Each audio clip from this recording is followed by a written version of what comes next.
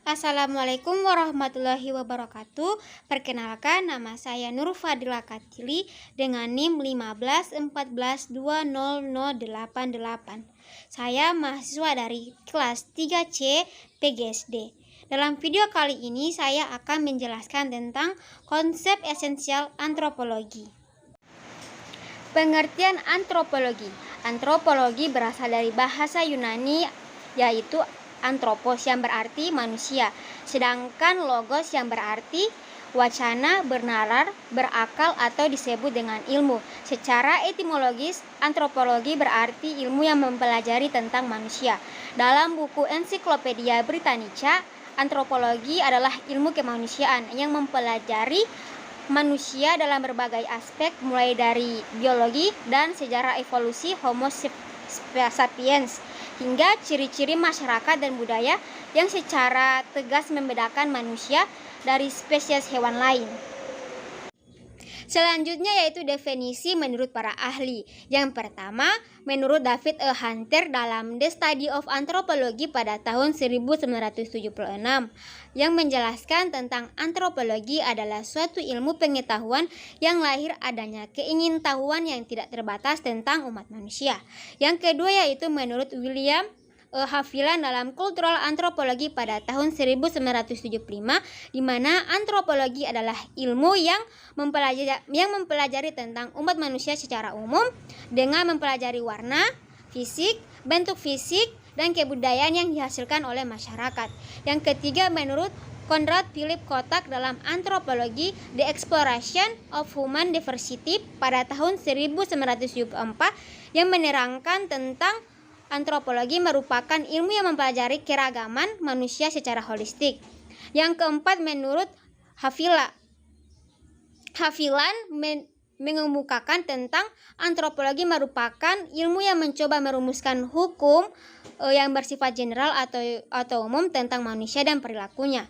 Yang kelima menurut Simon Soleman dan Helen Watson dalam In Introduction to Anthropology pada tahun 1992, menerangkan antropologi sebagai kajian tentang manusia dan masyarakat, baik yang masih hidup maupun yang sudah mati, yang sedang berkembang ataupun yang sudah punah. Yang keenam menurut Alfred Louis Kroeber dalam Antropologi tahun 1923, mengatakan bahwa antropologi adalah ilmu yang paling humanis dan humaniora yang paling ilmiah. Yang ketujuh yaitu sementara Konjaningrat, di mana sosok yang kerap sebagai Bapak Antropologi Indonesia mendefinisikan antropologi sebagai ilmu yang mempelajari umat manusia pada umumnya dengan mengamati aneka warna, bentuk fisik, masyarakat serta kebudayaan yang dihasilkannya. Selanjutnya yaitu ruang lingkup kajian antropologi juga sangat luas, terbentang dari ekonomi masyarakat, agama dan keyakinan, politik dan pemerintahan, fisik manusia, kesehatan, perkembangan, teknologi, dan masih banyak lain. Yang pertama yaitu antropologi fisik. Antropologi fisik mempelajari manusia dari sudut keanekaragaman tubuh, misalnya warna rambut, bentuk tubuh, dan warna kulit. Yang kedua yaitu antropologi budaya mempelajari manusia yang berkaitan dengan materi-materi kebudayaan seperti peralatan hidup, kesenian, dan perilaku. Yang ketiga yaitu antropologi kesehatan yang mempelajari dan memahami masyarakat dengan melakukan penelitian masalah kesehatan masyarakat, seperti penelitian tentang kesehatan, penyakit, dan obat-obatan. Yang keempat yaitu antropologi linguistik, di mana mempelajari cara memahami atau penggunaan bahasa dalam sebuah konteks yang bisa menjelaskan hubungan sosial. Selanjutnya yaitu konsep-konsep dasar dalam antropologi. Yang pertama yaitu kebudayaan. Dalam bahasa Latin, kebudayaan disebut dengan kultur yang berarti berkembang dan tumbuh. Kebudayaan mengacu pada kumpulan pengetahuan yang secara sosial diwariskan dari satu generasi ke generasi yang lain. Yang kedua yaitu evolusi. Evolusi merupakan sebuah transformasi yang berlangsung secara bertahap. Contohnya, dulu berkomunikasi dengan surat, sekarang berkomunikasi dengan telepon.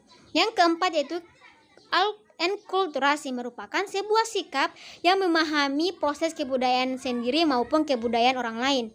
Yang kelima yaitu difusi. Difusi merupakan proses penyebaran unsur-unsur secara meluas sehingga melewati batas tempat di mana kebudayaan itu muncul. Yang keenam yaitu alkulturasi. Alkulturasi merupakan proses ataupun saling mempengaruhi dari satu kebudayaan asing yang berbeda aslinya, yang berbeda sifatnya. Yang lambat laun unsur-unsur kebudayaan yang ada diakomodasikan ke kebudayaan itu sendiri, akan tetapi masih memegang unsur kebudayaan yang aslinya. Yang ketujuh yaitu etnosentrisme, berarti penilaian terhadap kebudayaan lain atas dasar nilai standar budaya sendiri. Pemahaman seperti ini dapat menghambat komunikasi antar budaya. Yang kedelapan yaitu tradisi, merupakan pola perilaku yang dilakukan oleh sekelompok orang. Lama kelamaan pola perilaku tersebut menjadi sebuah tradisi. Yang kesembilan yaitu ras dan etnik, merupakan sekelompok orang yang memiliki beberapa kesamaan berdasarkan aspek fisik yang disebabkan oleh adanya faktor keturunan. Yang ke-10 itu stereotip, adalah persepsi terhadap seseorang yang berdasarkan kelompok nama orang itu dikategorikan atau berdasarkan keyakinan tertentu. Yang ke-11 yaitu kekerabatan, merupakan suatu ikatan yang menghubungkan manusia untuk berinteraksi dalam kehidupan sosial. Yang ke-12 yaitu menurut antropolog J.G. Frazer dalam karyanya yang berjudul Golden Book, Magis, berarti penerapan yang salah dalam dunia material. Dunia material ini mendukung adanya pemikiran terkait dunia yang semu. Yang ke-13 dalam ilmu antropologi, tabu berarti terlarang. Dalam hal ini, contoh tabu adalah bersentuhan dengan kepala suku. Yang ke-14 yaitu secara umum, konsep perkawinan mengacu pada konsep formal pemaduan hubungan dua individu yang berbeda jenis dan dilakukan secara seremonial simbolis, serta semakin dikarakterisasi oleh adanya kesederajatan, kerukunan, dan kebersamaan dalam hidup berpasangan. Selanjutnya yaitu tujuan antropologi. Ruth Benedict pada tahun 1887 sampai 1948 mengatakan tujuan antropologi adalah untuk membuat dunia aman bagi perbedaan manusia. Sedangkan menurut Konjaningrat dalam pengantar ilmu antropologi pada tahun 2002, tujuan antropologi adalah yang pertama, tujuan akademis, untuk mencapai pengertian tentang makhluk manusia pada umumnya dengan mempelajari berbagai bentuk fisiknya, masyarakat, dan kebudayaannya. Yang kedua itu tujuan praktis, mempelajari manusia di berbagai masyarakat suku bangsa di dunia guna membangun masyarakat itu sendiri. Itulah penjelasan saya mengenai konsep esensial antropologi. Saya dapat menyimpulkan bahwa antropologi secara umum ialah salah satu cabang ilmu sosial yang mempelajari tentang budaya masyarakat suatu etnis tertentu. Antropologi muncul berawal dari ketertarikan orang-orang Eropa yang melihat ciri-ciri adat istiadat, fisik, budaya yang sangat berbeda dari apa yang dikenal di Eropa. Antropologi lebih memusatkan pada penduduk yang merupakan masyarakat tunggal, yang dalam arti kesatuan masyarakat yang tinggal daerah yang sama. Antropologi mirip seperti sosiologi, tapi pada sosiologi lebih menitik beratkan atau fokus pada masyarakat dalam kehidupan sosialnya.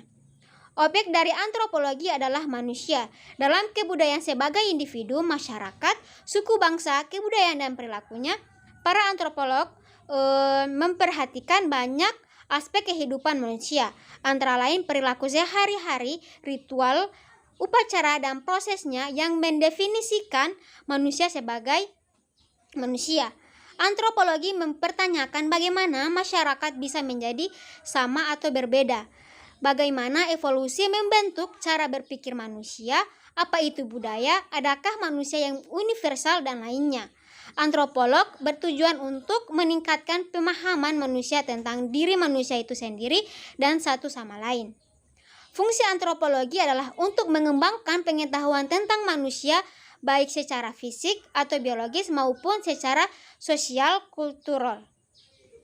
Manfaat mempelajari antropologi yaitu yang pertama, mengetahui pola perilaku manusia dalam kehidupan bermasyarakat secara universal maupun pola perilaku manusia pada tiap-tiap masyarakat atau suku bangsa.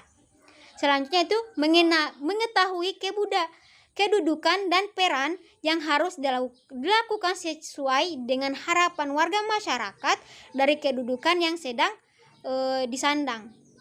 Yang ketiga itu memperluas wawasan tentang pergaulan umat manusia di seluruh dunia yang mempunyai kekhususan sesuai dengan karakteristik daerahnya sehingga menimbulkan toleransi yang tinggi. Dan yang terakhir yaitu mengetahui berbagai macam problem dalam masyarakat, memiliki kepekaan terhadap kondisi-kondisi dalam masyarakat, serta mampu mengambil inisiatif pemecahan masalah. Itulah materi dari saya. Apabila ada kesalahan, saya mohon maaf. Wabillahi taufik wal hidayat. Wassalamualaikum warahmatullahi wabarakatuh.